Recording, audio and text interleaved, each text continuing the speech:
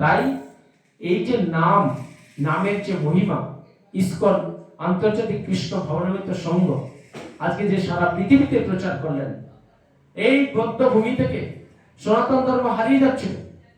AC Bhaktivedanta আমার আপনার বাঙালি গৃহে টালিগঞ্জের সন্তান।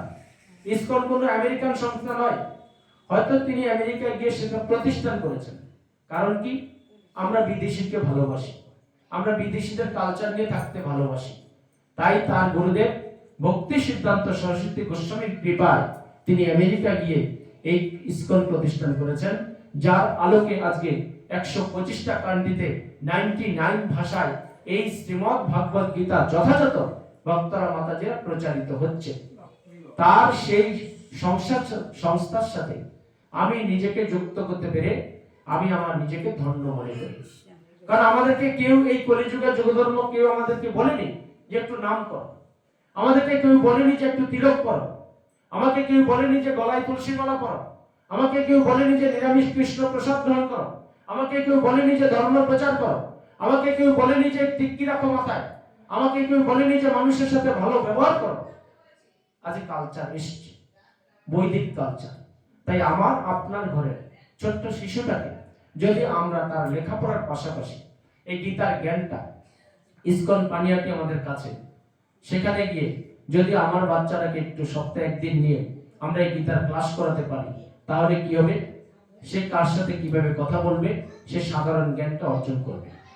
পাঠ্যপুস্তকের জ্ঞান আপনাকে হয়তো সামাজিকভাবে গৌরবান্বিত করতে পারে, সামাজিকভাবে প্রতিষ্ঠিত করতে পারে, কিন্তু আসলভাবে যে প্রতিষ্ঠাতা করা, ভগবানের সাথে যে আপনাকে সম্পৃক্ত করা, যে সম্পর্ক আমরা ভুলে গেছি, যে সম্পর্ক আমরা হারিয়ে ফেলেছি, সেই হারানো সম্পর্ক একমাত্র পুনরুদ্ধার করতে পারে কলিযুগের এই নাম সংকীর্তনের মাধ্যমে, এই ভগবত ধামের মাধ্যমে, এই গীতা অধ্যয়নের মাধ্যমে, এই ভাগবত অধ্যয়নের মাধ্যমে। এবং শুদ্ধ ভক্তের সংস্পর্শে আসলে আপনারা এই হারানো সম্পর্কটা ভগবানের সাথে আমরা ফিরে পেতে পারি ভক্তরা মাতাজিরা। তাই ভক্তরা মাতাজিরা আমরা এই পাইনবাড়িতে যে ভগবত ধামে এসে যে ভগবান শ্রীকৃষ্ণের অপাকৃত এই মুখনিসৃত বাণী শ্রীমদ্ ভাগবত গীতার জ্ঞান আমরা যতটা আহরণ করতে পারলাম, দেখেন 1 ঘন্টা 1.5 ঘন্টায় আমি বিশেষ করে আপনাকে কতবার বলতে পারব? কথা একই।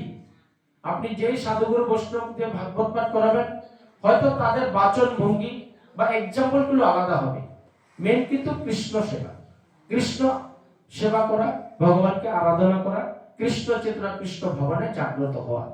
তাই আমরা 1-1.5 ঘন্টায় যে ভগবত ধাম করতে পারলাম, এখান থেকে যে অপাকৃত জ্ঞান আহরণ করলাম, সেগুলো কি করবেন? একটু নিজের মধ্যে মনন করে সেগুলো বন্ধু বান্ধব আত্মীয় স্বজন সবার মধ্যে একটু কীর্তন করতে হবে। তবেই কিন্তু আমরা এই গৃহস্থ হয়েও আমরা সংসার জীবনে ভালো থাকতে পারবো। আজ মহাপ্রভু আমাদেরকে 3টে কাজ করার কথা বলেছেন, 2টো কাজ গৃহস্থদেরকে বলছে, তোমরা বৈষ্ণব সঙ্গ করবে আর নাম করবে। কারণ কি? সনাতন গোস্বামীকে বলেছেন, নামে রুচি জীবে দয়া বৈষ্ণব সেবন, ইহার চেয়ে ধর্ম নাহি শোনো সনাতন। বলছে নামের প্রতি রুচি আনতে হবে, বৈষ্ণব সেবন করতে হবে। নামে রুচি জীবে দয়া বৈষ্ণব সেবন, ইহার চেয়ে ধর্ম নেই ভক্তরা মাতাজিরা। আপনি যদি নাম করেন তাহলে কি হবে? আপনি শুদ্ধ বৈষ্ণবের সংস্পর্শে আসতে পারবেন। আজকে দেখেন আমরা সনাতনীরা একে অপরের সাথে দেখা হলে আমরা hi hello good morning good night, হ্যাঁ, এইসবই নিয়ে ব্যস্ত থাকি। কিন্তু একটা মুসলমান যখন একে অপর মুসলমানকে দেখে সে কি বলে জানেন? আসসালামু আলাইকুম, ওয়ালাইকুম সালাম। কি বলে? আসসালামু আলাইকুমের মাধ্যমে কি বার্তা আসছে? আসসালামু আলাইকুম, আল্লাহ আপনাকে ভালো রাখুক। অপর থেকে আসে ওয়ালাইকুম সালাম, আল্লাহ আপনাকে ভালো রাখুক।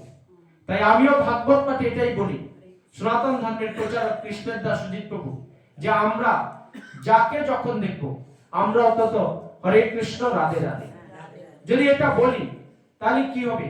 আরে আমার দেহের মধ্যে তো ভগবান আছে, সে তো অন্তত দেখবে যে না, আমার এই শুদ্ধ ভক্ত, আমার এই যে অপাকৃত যে নামটা নিয়েছে, তাকে আস্তে আস্তে আমার কি করে ভক্তি পথে আসতে পারে, কি করে সে ভালো থাকতে পারে, ভগবান আপনার হিসাব করবে। আচ্ছা ভাববেন না যে আপনার অর্থ আছে, প্রতিপত্তি আছে, আপনার অনেক টাকা পয়সা আছে, পৃথিবীর সর্ব সুখ আপনি কিনে নেবেন। অর্থে কখনো সুখ দিতে পারে না। যদি পূর্বজন্মের স্বীকৃতি না থাকে, আর এই জন্মে যদি সাধু সঙ্গ না থাকে ভক্তরা মাতাজিরা। তাই আমরা সদা কৃষ্ণ চেতনা কৃষ্ণ ভাবনায় জাগ্রত হয়ে এই পাইনবাড়ির ভগবত ধাম থেকে একটি কথাই আপনি শুধু শ্রবণ করেন বা শিখেন, যে আমরা আজ থেকে যাকে দেখব, সে যেই বংশেরই হোক না কেন, সে যেই কুলেরই হোক না কেন, সে যেই গুরুদেবের দীক্ষিত হোক না কেন, কৃষ্ণ নাম কারো একার নয়। কৃষ্ণ নাম হলো উন্মুক্ত। কৃষ্ণ নামটা হলো একটা শিক্ষা প্রতিষ্ঠানের মতো, সেখানে সমস্ত ধরনের স্টুডেন্টরা শিক্ষা নিতে পারে। কৃষ্ণ নামটা হলো একটা হসপিটাল নার্সিং হোমের মতো, সেখানে সবাই চিকিৎসা করাতে পারে। কৃষ্ণ নামটা হলো মন্দির মসজিদের মতো, সেখানে অবাধে সবাই প্রবেশ করতে পারে। এমন না যে শুধু মন্দিরে মসজিদে যারা শুদ্ধ বৈষ্ণব আছে বা যারা ইসলাম ধর্মের হুজুর আছে, মাওলানা আছে, তারাই প্রবেশ করতে পারে। আহার আপনি কিভাবে করবেন, ভগবান শ্রীকৃষ্ণ গীতাতে দিয়ে দিয়েছেন তিনটে আহারের প্রকার: সাত্বিক, রাজসিক, তামসিক। আপনি কি করবেন সেটা আপনার ব্যক্তিগত ব্যাপার। কেন বলুন তো? 84 লক্ষ জনের মধ্যে আমাদেরকে শ্রেষ্ঠ জীব করেছেন ভগবান, বিবেক বুদ্ধি দিয়েছেন।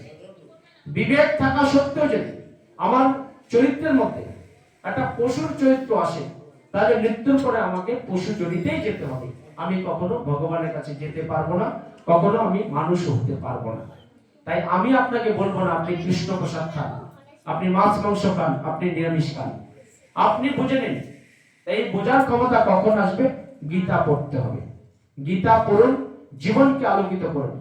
প্রত্যেকটা ভগবত ধামে বলি, যে অধ্যয়ন করে না গীতা, তার জীবনটা বৃথা। ভক্তরা মাতাজি, আর যেই বাড়িতে থাকে না ভগবান শ্রীকৃষ্ণের মুখনিস্থিত এই শ্রীমদ ভগবত গীতা, সেই বাড়িতেও বসবাস করা বৃথা। কারণ কি? 18 অধ্যায় 700 শ্লোকে ভগবান শ্রীকৃষ্ণের এই মস্তক থেকে পা পর্যন্ত জড়িয়ে আছে গীতাতে। তাই গীতাটা যদি আপনার বাড়িতে রাখেন, প্রতিদিন যদি একটু একটু করে অধ্যয়ন করেন, বাংলা ভাষা, আমরা তো সবাই এখানে বাঙালি, তাহলে কি হবে? প্রতিদিন আপনি ভগবানের সাথে আপনার একটা সম্পর্ক করতে পারছেন, ভগবানকে স্পর্শ করতে পারছেন। এই গীতা মানে ভগবানকে স্পর্শ করা।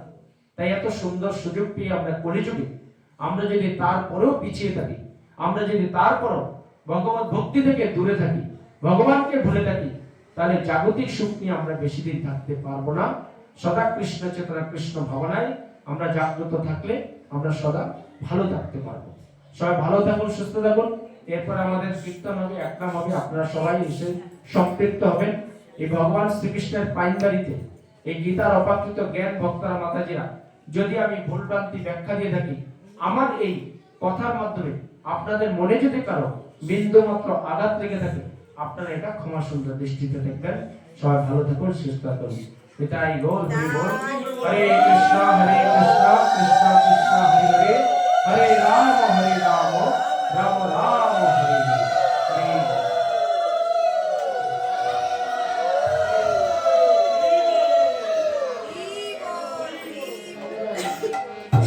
এখন একে একে ভগবানের সবাই কৃপা নেবেন, গীতার নামে যে যা পারেন দক্ষিণা দেবেন। হরে কৃষ্ণ।